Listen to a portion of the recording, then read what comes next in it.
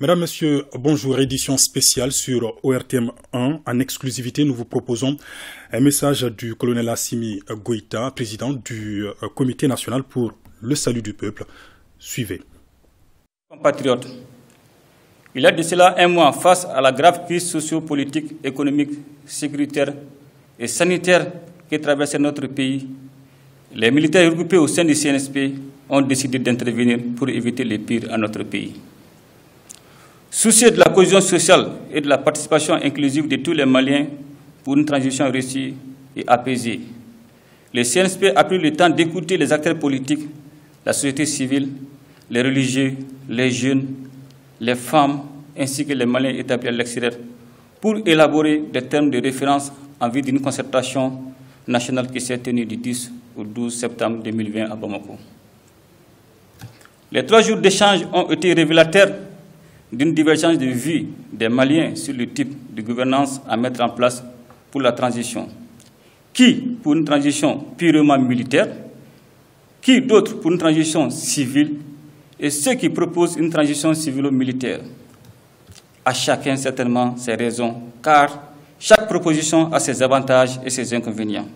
Cependant, elles doivent être analysées dans un contexte global en tenant compte de la crise multidimensionnelle et des principes de fonctionnement de l'environnement international auquel le Mali a librement souscrit.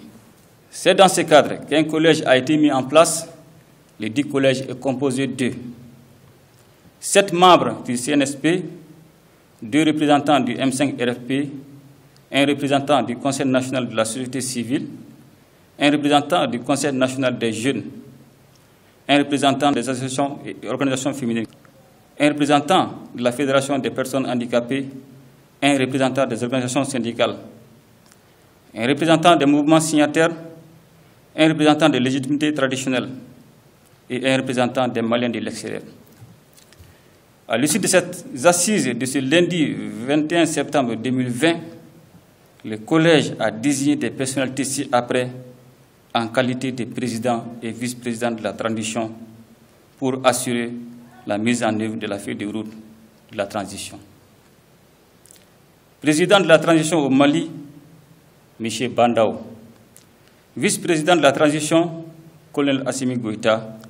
La cérémonie de prestation de serment aura lieu le vendredi 25 septembre 2020. Tous unis pour la patrie, qu'Allah bénisse le Mali et protège les Maliens.